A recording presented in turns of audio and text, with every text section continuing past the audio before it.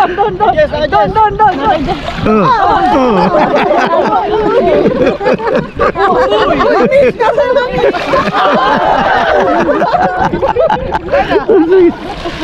yun. Pala yung bola. Bali mo! Pinaikot. Pinaikot. Tagal. Sige, spike.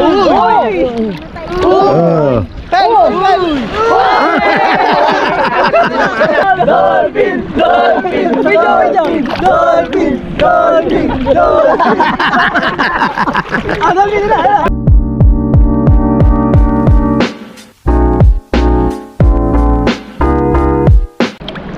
Hello po! Hello po. Welcome po sa DN Rhea Campsite Review. Welcome po uli kayo. Ang campsite na i-review natin ngayon ay Kubunoy Campsite Resort. Ito ay matatagpuan sa Barangay Loklok, Iba, Zambales.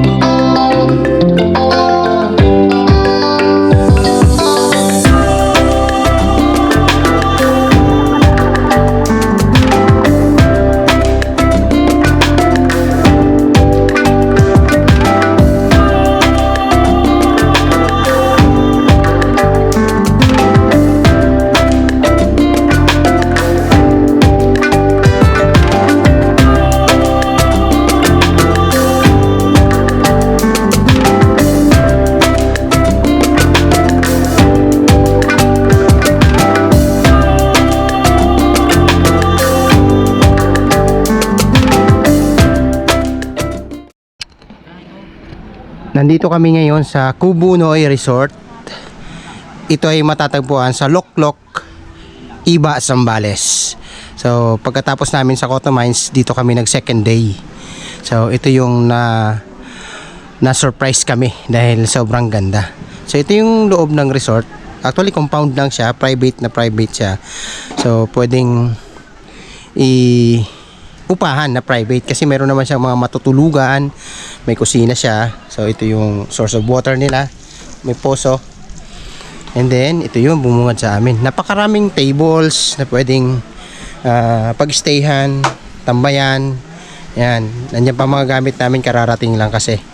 So ito yung Kubunoy ayan, resort. So yan, malilim. Sir Neil, si Ma'am Michelle. Hi po! Welcome to Kubunoy. Yaman. Kubunoy. Yan. Yung mga dala naming pagkain.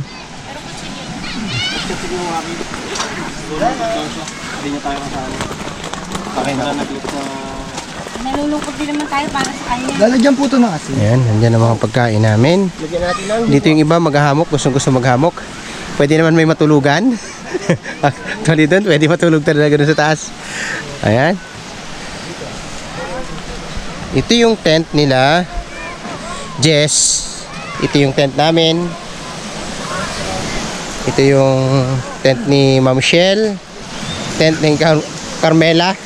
Caramel. Ayan. Tent ni Busvik. At tent nila Ate Aya at ni Sir Jap. Ayan. At ito naman ang tent ni Sir Jericho. Tingnan natin. Okay. Wow. Nailatag niya dito mabuti ang kanyang tent. Ayan, ang view namin mamaya ay sunset. Kitang-kita mo. So sunset ito. Iba Zambales, sunset ay China Sea. Itong lugar na to, hindi naman ganun kaganda yung buhangin. Hindi naman ganun kapangit, pero napakatahimik ng lugar itong mga community. Para bang hindi hindi ganun kahalaga ang dagat sa kanila. Yung lugar na to, parang hindi siya kilala, hindi siya alam ng mga tao, turista, na merong ganito palang nakatago dito sa luklok sa liblib na lugar. Pero pag pumasok ka, makikita mo yung ganda ng paligid. Napaka-natural na, no? Napaka-natural ng paligid at napaka-warm ng mga tao. Probinsya talaga ang dating, no? Na parang bisita tayo nila, nakamag-anak. No? Hinayaan lang nila kami na bahala na kayo dyan, mag-enjoy na lang kayo dyan. Ayun. Mga kasamahan natin, ay maasahan naman sila. Tumulong.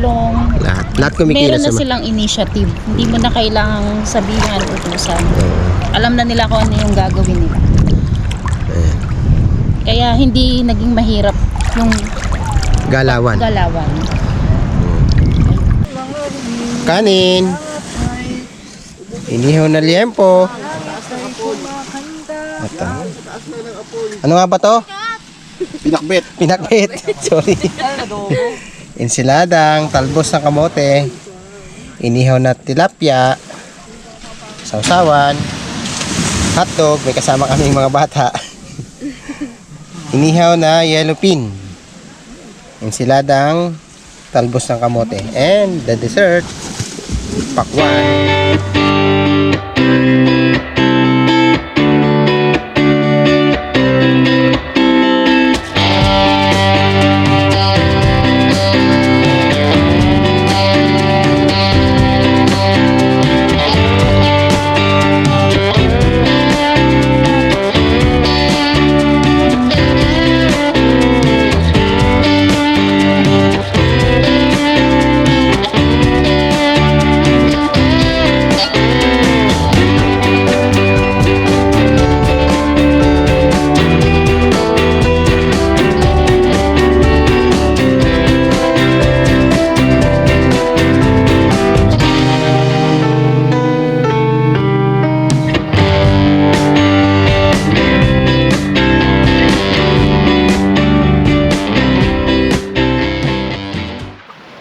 Kaya ang score na may bibigay ko ay 94%.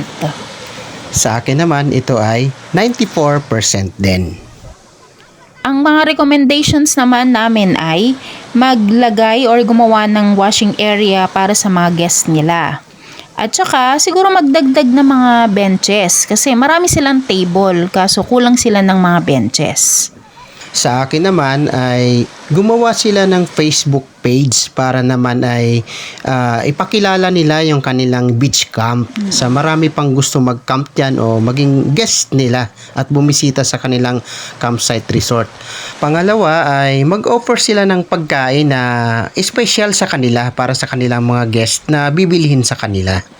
Kaya naman ang final grade ng campsite and resort na ito ay 94%. Ito ay highly recommended namin sa mga campers na nagagawi rito sa Zambales. Sa moral lesson naman na natutunan namin habang nagka-camping kami dito sa Pubunoy campsite na ito ay tungkol sa message or mensahe.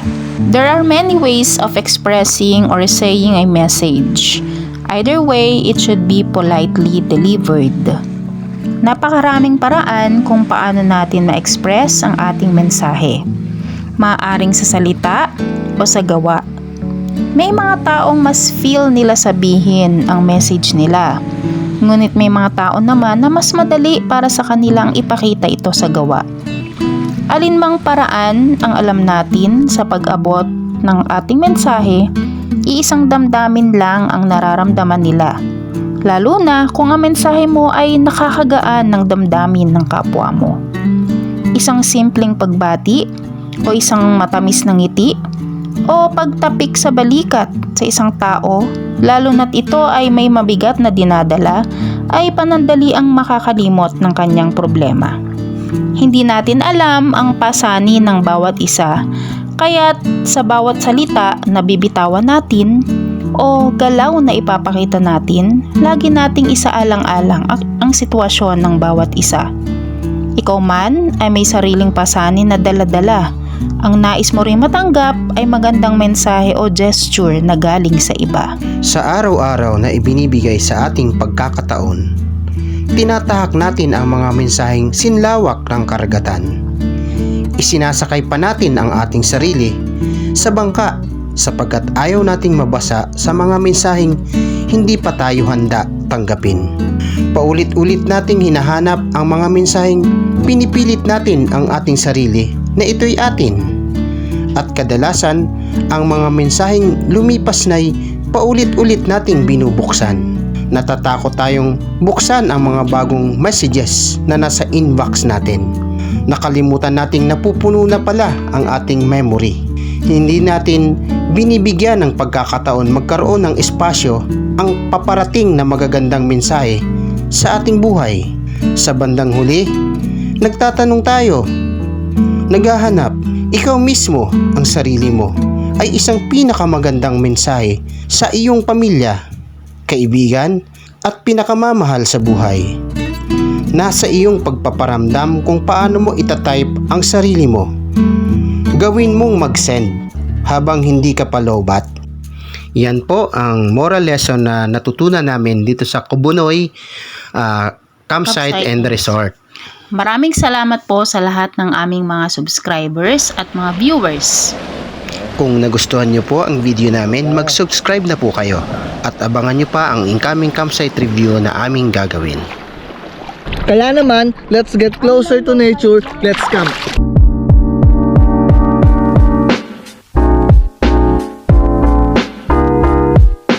Kasi sa loob ng mga solar panel, may pinatawag na electron, saka proton. Ayan. Ang lalim nito, nga. Interested kami. Ang kuryente na pag nagkikiskisan yung dalawang yon. Nagkikiskisan sila pag naiinitan. Yun. Pag naiinitan sila, Ang galing. nagkikiskisan, kaya nagpo-produce ng kuryente. Hindi, tama. Ang galing. Tama. Oo, tama. Ang galing. Kasi may init din siguro yung ano. Kapalino kita eh. Paano yung mga ilaw pag ginahinawakan din siya? Para kang ano ah, naghintay na Kasi ayuda ah. may natural electrical Hindi kita energy. pinalaking ganyan ah. Kaya sa electronics, gumagamit ng tinatawag na ESD. Asama ng tingin sa'yo.